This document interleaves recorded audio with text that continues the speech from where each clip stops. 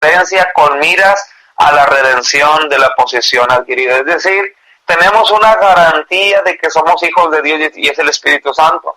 En medio de las pruebas vamos a soportar las pruebas, vamos a tener paciencia, porque el Espíritu Santo está en mí, soy un hijo de Dios, y es la garantía de que soy un hijo de Dios y de que nada me puede apartar del Señor. Hermanos, en el Antiguo Testamento nosotros tenemos promesas similares. Dice Salmo 37:28, porque Jehová ama la rectitud y no desampara a sus santos, para siempre serán guardados, mas la descendencia de los impíos será destruida. Para siempre serán guardados y no serán desamparados los santos. Dice Salmo 41:2, Salmo 41:2, Jehová lo guardará y le dará vida. Será bienaventurado en la tierra y no lo entregará a la voluntad de sus enemigos. Salmo 97:10, Jehová ama a los que aborrecen el mal. Él guarda las almas de sus santos de mano de los impíos. Hermanos, lo que trato de decir con esto es que la paciencia y la perseverancia de los creyentes prueba que tienen verdadera salvación. Hay un texto muy mal entendido, especialmente por las sectas. Dice Mateo 24:13, mas el que persevere hasta el fin, este será salvo. Muchas sectas dicen que tú debes de perseverar para llegar a ser salvo. Eso es completamente equivocado. El texto está diciendo completamente lo opuesto. El texto dice, el que persevere hasta el fin, este será salvo. Es decir, el que es salvo va a perseverar hasta el fin, porque es salvo. No perseveras para ser salvo, sino porque eres salvo perseveras, que es muy diferente. Yo sé que estamos en el ministerio por la gracia de Dios, porque recibimos a Cristo en nuestro corazón, porque Él está con nosotros, porque Él nos fortalece, nos anima, nos ayuda. Cristo también dijo, si vosotros permanecéis en mi palabra, seréis verdaderamente mis discípulos. Es decir, hermanos, nosotros permanecemos fieles al Señor, no por nuestro propio poder. Permanecemos fieles al Señor en medio de las pruebas, porque Cristo está en nuestro corazón, porque somos hijos de Dios. Hermanos, la Biblia dice que la prueba va a producir paciencia. La paciencia es esa perseverancia, esa fortaleza. Una persona con una vida pecaminosa, escúchame bien, una persona con una vida pecaminosa y no espiritual no podrá perseverar porque no pertenece a Dios. Una persona con una vida pecaminosa y no espiritual no puede perseverar porque no pertenece a Dios, no cuenta con su protección divina, no tiene esa fe que salva. Estoy hablando de incrédulos.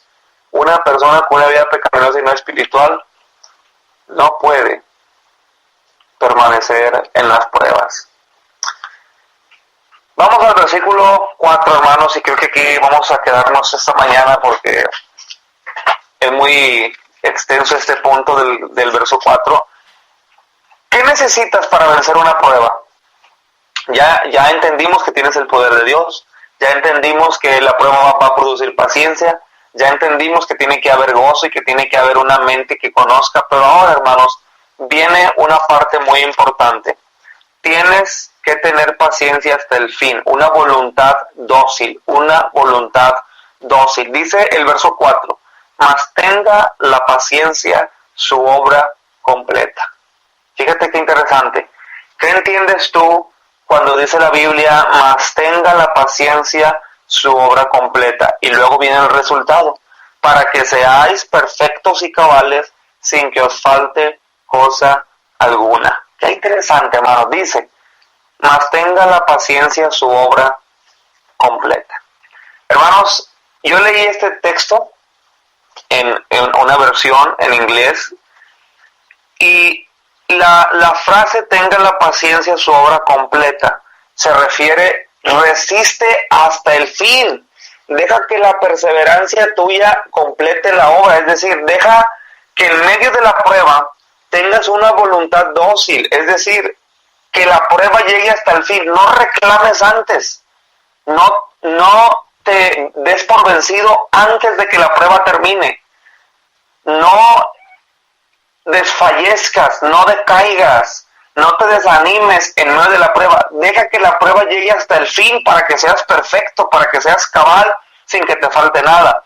El tercer recurso en medio de las pruebas es una voluntad dócil, es decir, Dios no puede hacer su obra completa en nosotros si no somos dóciles. Es decir, aprendemos a regocijarnos en nuestras pruebas y vamos a llegar a comprender que Dios las usa, o nuestro misericordio Padre Celestial las usa, no para dañarnos, sino para fortalecernos, para perfeccionarnos, y eso nos va a hacer sentirnos quizás motivados para ver esas pruebas como un beneficio. Por ejemplo, ahorita vamos a ver un ejemplo muy claro. La Biblia nos habla de perfectos. Perfecto significa, no tiene una connotación de perfección moral y espiritual o ser puro completamente, sino más bien de algo totalmente desarrollado. No se puede referir a estar sin pecado porque el mismo Santiago, en Santiago 3:2, dice que todos ofendemos muchas veces.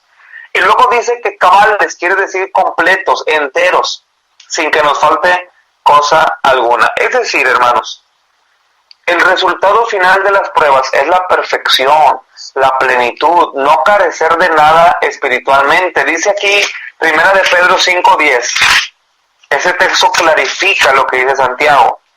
Mas el Dios de toda gracia, que nos llamó a su gloria eterna en Jesucristo, después de que hayáis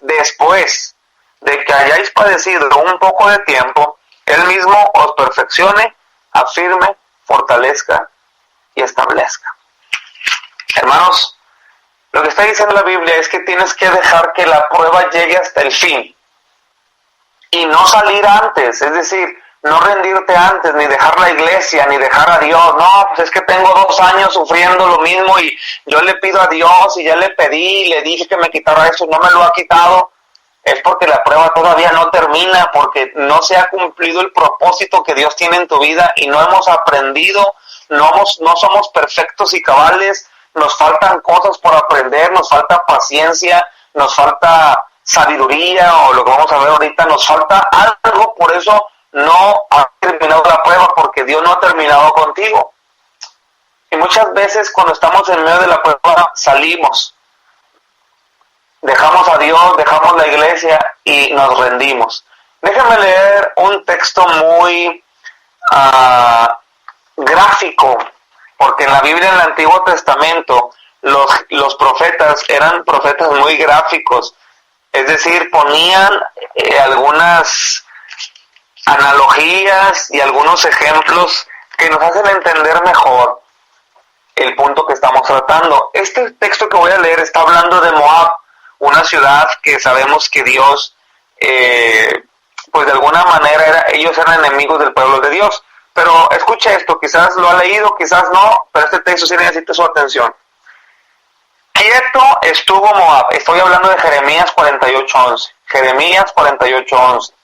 Quieto estuvo Moab desde su juventud, y sobre su sedimento ha estado reposado.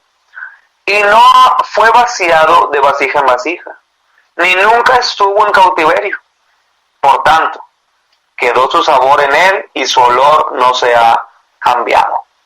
Bien, de primero decimos, ¿qué tiene que ver esto, hermano, con lo que estamos hablando? Ahí le va. El buen vino debía ser reiteradamente vaciado de vasija en vasija, a fin de que se volviera dulce su sabor y se pudiera beber. En este proceso, los sedimentos, los desechos, permanecían en el fondo de cada vasija hasta después de varias operaciones de este tipo, es decir, de echarle vasija en vasija, el vino quedaba puro y claro.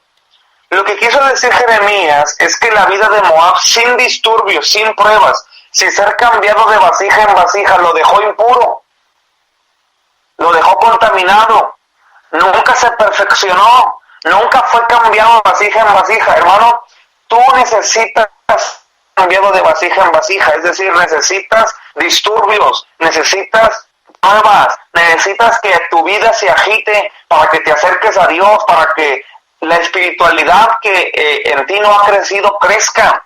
Por ejemplo, dice la Biblia, hermanos, que hubo alguien que sufrió una prueba excepcional. Creo que aparte de la prueba excepcional de Jesucristo que sufrió en la cruz, Quizá la prueba más severa que hayan afrontado alguna vez o algún hombre en algún punto fue la prueba de Abraham. Cuando Dios le dijo que ofreciera a Isaac su hijo, el Señor le ordenó en Génesis 22:2 y le dijo: toma ahora tu hijo, tu único Isaac, a quien amas, y ve a tierra de Moria y ofrécelo ahí en holocausto sobre uno de los montes que yo te diré. Déjame le digo algo. Abraham tenía varias razones para estar totalmente desconcertado por el mandato de Dios. No solo Isaac era su muy amado hijo, sino más bien era su único hijo con Sara. Y por tanto, él era el hijo de la promesa. Por medio del cual se cumplirían todas las promesas que Dios le hizo a Abraham, tales como las familias de toda la tierra van a ser benditas. Pero vamos a verlo desde la perspectiva humana, hermanos. Vamos a verlo desde nuestra perspectiva. ¿Cómo lo veríamos como humanos? La muerte de Isaac, humanamente hablando, impediría que se cumpliera la promesa de Dios y anularía el pacto de Dios. Humanamente hablando. No solo eso, sino que el sacrificio humano era una costumbre pagana.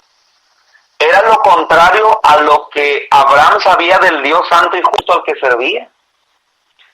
Otra, podemos añadir un poquito más de crueldad. Estoy hablando en la perspectiva humana, como dijo Pablo, como hombre. Abraham iba a matar a su hijo Isaac con su propia mano, aunque en algún modo Abraham sabía que Dios no permitía eso, porque sabemos que cuando Caín se levanta contra Abel, hay un castigo ahí, y yo estoy casi seguro que Abraham conocía eso, porque Dios se lo ha de haber mostrado. Así que él sabía que a Dios no le gustaba ese tipo de actos. Cada aspecto de la petición de Dios era inconcebible humanamente hablando, vuelvo a reiterar. Si alguna vez el Señor ordenó algo que alguno de sus santos pudiera justificar o justificara alguna discusión o por lo menos una cuidadosa explicación, fue en esta oportunidad. Pero Abraham no discutió ni pidió explicación. No encontramos en la Biblia un ejemplo como este de sumisión voluntaria al Señor, excepto Cristo, hasta la muerte y muerte de cruz. Pero hermanos, Abraham sin titubear, sin resentimiento, sin dudas, hizo los preparativos, lo conocemos el texto, ¿verdad? Y comenzó a viajar al amanecer. Yo quizás lo hubiera esperado, bueno, en la tardecita, en la nochecita para tener tiempo. No, él en la mañana, al amanecer, al día siguiente, salió para obedecer al Señor. Él siguió cumpliendo las órdenes del Señor hasta que Dios intervino. Sabemos que él tenía aquel fatídico cuchillo ya encima de Isaac y hoy se oyó una voz: no extiendas tu mano sobre el muchacho ni le hagas nada, porque conozco que temes a Dios. Hermanos, ¿cuál es el punto? Abraham dejó que la prueba llegara hasta el fin, sin discutir. Dejó que la paciencia tuviera su obra completa. Dejó que la prueba llegara hasta el fin. Perseveró en la prueba hasta el fin. Quizás tú no vas a afrontar la prueba de Abraham, pero sí tendrás pruebas. Y necesitas tener una voluntad dócil hasta el fin para que seas perfecto y cabal espiritualmente. El resultado de soportar las pruebas hasta el fin, el resultado de no desmayar, de dejar que Dios haga todo lo que tiene que hacer en mi vida, que me cambie de vasija en vasija, que me moldee, que Él me quiebre y me vuelva a ser como una vasija de barro, es que yo sea perfecto, es decir, maduro y cabal. La palabra cabal significa sin que me falte nada, entero, completo espiritualmente. Hermano, yo no creo que un cristiano tenga el deseo de permanecer siempre como una obra incompleta. Yo no creo que un cristiano verdadero no tenga el deseo de crecer y de ser mejor para el Señor. Al contrario, un cristiano verdadero siempre tiene el deseo de ser mejor para el Señor, de ser más espiritual, de ser más sabio, de tener más fe, de tener más amor, de tener más gozo, más mansedumbre, todos los frutos del Espíritu, de entregarse más a Dios, de no pecar contra Dios, de no ofender a nuestro Dios Santo, de servirle mejor. Siempre los queremos predicar mejor, queremos entender mejor la palabra de Dios, queremos que nuestro ministerio fructifique. Bueno, les digo a todos los de una iglesia, a los maestros, a los pastores, a los misioneros, Dios nos refina a través de las pruebas. tienes que dejarle a Dios que Él obre hasta el final de tu vida, de cualquier prueba que tú estés pasando en este momento, cualquiera que ésta sea. No lo sé, no lo conozco, no conozco cuál es tu prueba, no conozco cuál es el problema que tú estás pasando,